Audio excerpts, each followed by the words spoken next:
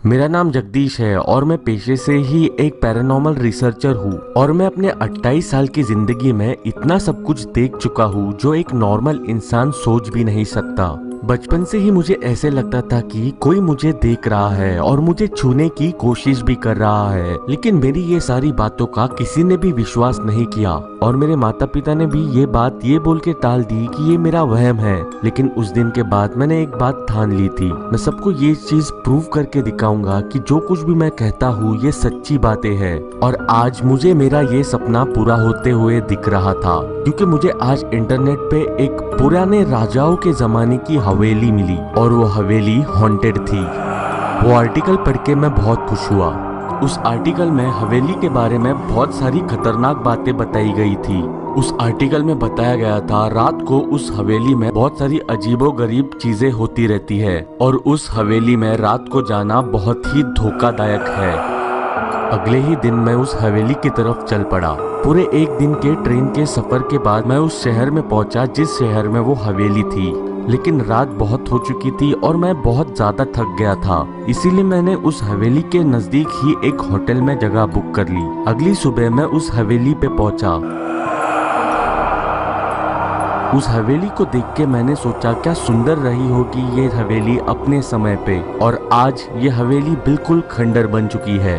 लेकिन इससे मुझे क्या, मुझे तो अपने काम से मतलब है। रात होने से पहले मैंने 12 कैमरास उस हवेली के अलग अलग कमरों में लगा दिए और इसी उम्मीद में अपने होटल में वापस आ गया कि मेरे लगाए हुए कैमरास में कुछ ऐसा कैद हो जाए जिससे मैं क्या, पूरी दुनिया देख के दंग रह जाए। अगली सुबह जब मैं उस हवेली में फिर से गया, मैंने सारे कैमरास के कल रात वाले फुटेज देखे और वो फुटेज देख के मेरे होश उड़ गए। बचाओ मुझे, माफ करो मुझे।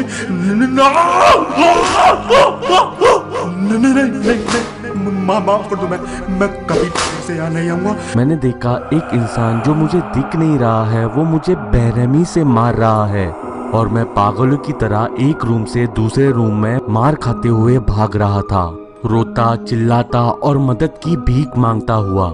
लेकिन ये कैसे हो सकता है? कल पूरी रात तो मैं अपने होटल में था, बल्कि कल की पूरी रात मैं अपने रूम से भी बाहर नहीं निकला था।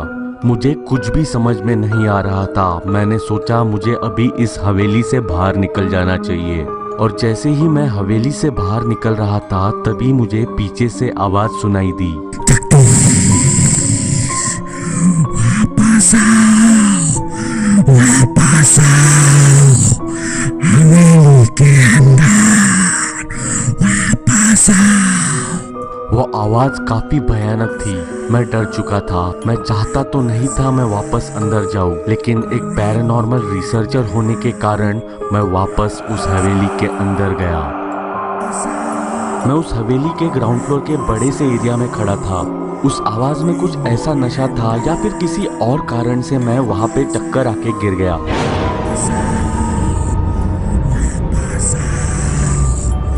वो आवाज रुकने के बाद मैं जैसे बेहोशी से उठा। मुझे वक्त का बिल्कुल भी पता नहीं था। जब मैंने हवेली के खिड़की से बाहर देखा मुझे पता चला कि अब रात हो चुकी है।